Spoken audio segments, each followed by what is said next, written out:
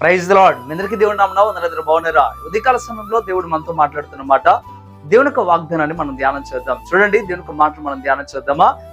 సామెతలు 13వ అధ్యాయం 11వ వచనంలో ఈ రీతిగా రాయడం జరుగుతా ఉంది. కష్టము చేసి కూర్చుకొనువాడు తన ఆస్తిని వృద్ధి చేసుకొనును. ఇక్కడ రాయబడుతున్న మాట ఏంటయ్యా అంటే, కష్టం చేసి ఎవరైతే ఆస్తిని సమకూర్చుకుంటారో వారు మాత్రమే వృద్ధి చేయబడతారు. దేవుని యొక్క వాక్యం చెప్తుంది, కష్టపడి పని చేయవాడు మాత్రమే వృద్ధి చెందుతాడు. వృద్ధి అనగా అభివృద్ధి చెందుతాడు. ఈ రోజున నువ్వు అభివృద్ధి చెందాలంటే కష్టపడి పని చేసిన కష్టపడి పని చేసిన ఆ ధనముతోనే నువ్వు అభివృద్ధి చెందగలుగుతావు. అది కూడా కష్టపడి పని చేస్తే ఇచ్చేది ఎవరంటే దేవుడు మాత్రమే. అందుకే నీ కష్టాజితాన్ని నువ్వు అనుభవిస్తావు అనే మాట దేవుడు చెప్పడం ప్రారంభిస్తా ఉన్నాడు. దేవుని యందు భయభక్తులు కలిగిన వారు తప్పక వారి కష్టాజితాన్ని అనుభవిస్తారు. చాలా మంది చేసే పని ఏంటయ్యా అంటే, అన్యాయముగా, అక్రమముగా, లంచగొండి విధానములో, అంతేకాకుండా చాలా మంది ఏ రీతిగా ధనము సంపాదించకూడదో అన్ని రీతిలుగా ధనాన్ని సంపాదించడం ప్రారంభిస్తూ ఉంటారు.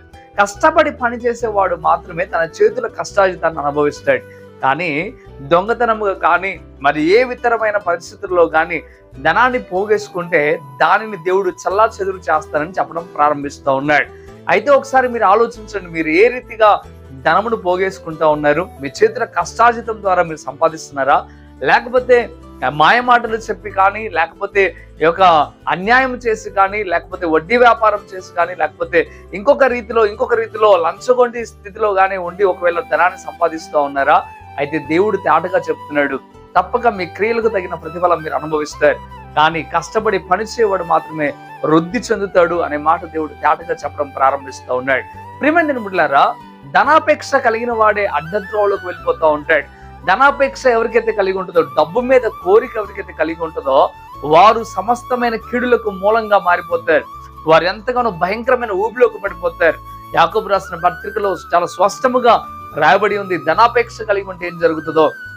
ధనాపేక్ష సమస్తమైన కీడులకు మూలమని, ధనాపేక్ష కలిగిన వాడు శోధనలో పడతాడని, ధనాపేక్ష కలిగిన వాడికి ఉరి కలుగుతుందని ఎన్నో మాటలు అక్కడ రాయబడి ఉన్నాయి. ప్రియమైన పిల్లరా, ఒకసారి మీరు ఆలోచించండి.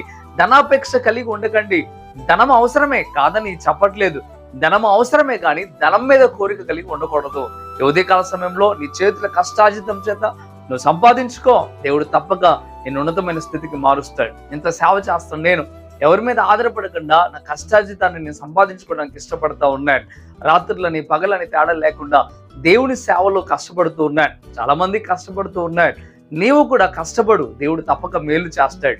ఎంతో లాభాలు అవసరం లేదు, ఎంతో గొప్ప స్థితి ఏం అవసరం లేదు, కానీ తగు మాత్రపు స్థితి ఉన్నా చాలు. దేవుని సన్నిధిలో యథార్థంగా బ్రతకగలిగితే అంతకు మించిన గొప్ప స్థితి మరొకటి లేనే లేదు. ప్రియమైన బిడ్డలారా, ఒకసారి మీరు ఆలోచించండి.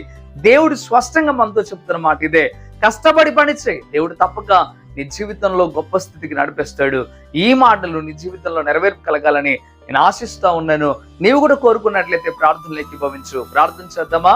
పరిశుద్ధుడా, గొప్ప దేవుడా, మీకు లెక్కలేని స్తోత్రం నాయనా. ఈ ఉదయకాల సమయంలో తేటగా స్పష్టంగా నిబిడులతో మీరు మాట్లాడారు. అందుని బట్టి వందనాలు, స్తోత్రాలు అయ్యా. ఎవరైతే కష్టపడి పని చేస్తూ ఉన్నారో వారి కష్టాజితాన్ని దీవించే దేవుడు ప్రభా, మీకు లెక్కలేని స్తోత్రం. అంతకంతకు వర్ధిల్లింప చేసి ఉన్నతమైన స్థితికి మీరు మార్చండి అయ్యా. మీకు లెక్కలేని స్తోత్రములు ప్రభా, మీ కృపకే వందనాలు అయ్యా. ఎవరైతే నేను నీ యందు భయం భక్తి కలిగి ఉంటారో వారు చేతుల కష్టాజితాన్ని అనుభవిస్తారని మీరు చెప్పారు.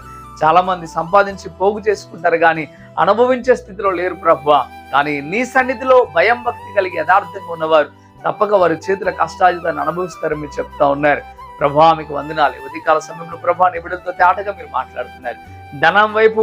ధనం వైపు కోరిక కలిగి ఉండక అయ్యా, నీ వైపు మాత్రమే కోరిక కలిగి ఉండి ధనము అవసరానికి బట్టి మాత్రమే, అవసరానికి సరిపడ చాలు అని గ్రహించడానికి సహాయము దయచేయండి ఈ దినమున ప్రభా. మీకు లెక్కలేని స్తోత్రం.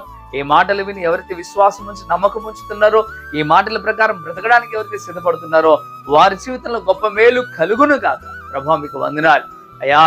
మాతో మీరు మాట్లాడారు అయ్యా. మీకు లెక్కలేని స్తోత్రం. నీ మాటకు మేమందరం లోబడుటకు సహాయం దయచేయమని యేసే నామంలో మిక్కిలి బతిమలాడి వేడుకుంటున్నాము తండ్రి. ఆమేన్, ఆమేన్. ప్రియమిత్రులారా, ఈ వాగ్దానం ద్వారా దేవుడు మీతో మాట్లాడినట్లయితే తప్పక వీడియో లైక్ చేయండి. అంతేకాకుండా కృపా టీవీ ఇండియా యూట్యూబ్ ఛానల్ ఇంతవరకు మీరు సబ్స్క్రైబ్ చేసుకోకపోతే ఇకనైనా మీరు సబ్స్క్రైబ్ చేయండి. ఈ వాగ్దానాన్ని అనేక మందికి మీరు షేర్ చేయడం ద్వారా మీరు దేవుని సువార్తను ప్రకటించిన వారు అవుతారు, అనేకులను బలపరిచిన వారు అవుతారు. ప్రభు మిమ్మలను మీ కుటుంబాలను దీవించి ఆశీర్వదించి కృప చూపించును గాక. ఆమేన్. God bless you. Praise the lord.